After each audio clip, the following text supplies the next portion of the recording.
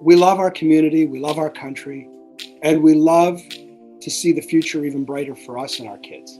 So I think that's common across all of us, no matter who we are, where we come from. And then you live life, and it's this journey, and it's got all kinds of episodes to it.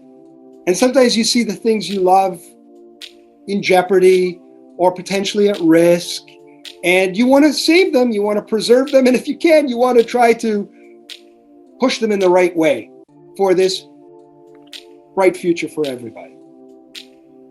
So you want to resist that. You want to resist that. And you think from there, well, what do I know? What can I do? Can I bake a cake? Can I argue a case? Can I drive somewhere? Can I deliver something? What is it I know that I can do?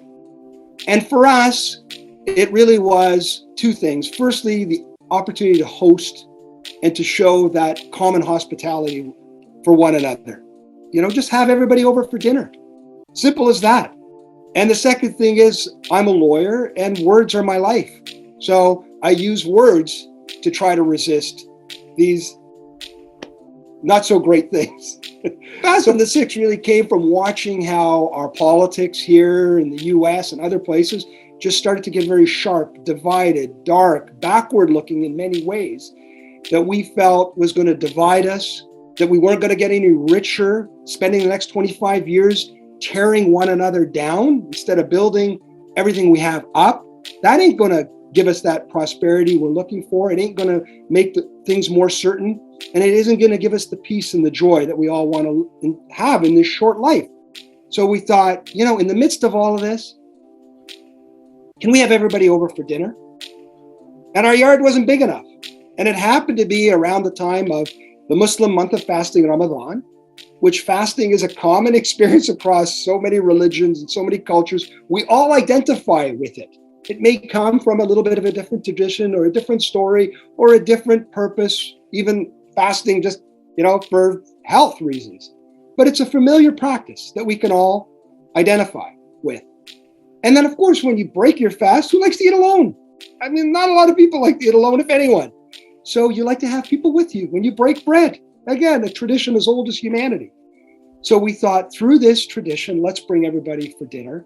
And of course, our yard and our house ain't big enough for everyone. And we asked some beautiful people, including the Mayor of Toronto, John Tory, and so many other Canadians of every background and faith, help us host this thing on our city square, Nathan Phillips Square.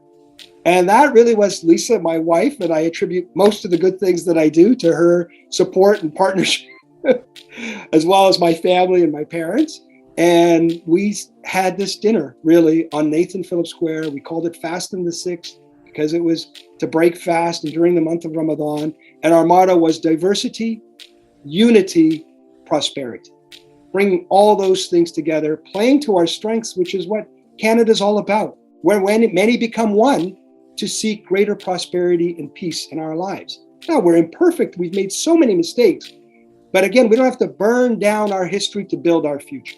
Every generation is to perfect. If I saw my father or my grandfather doing something wrong, I can throw that aside, focus on what is it that they did that was good, that brought me here, and make it better and build on it.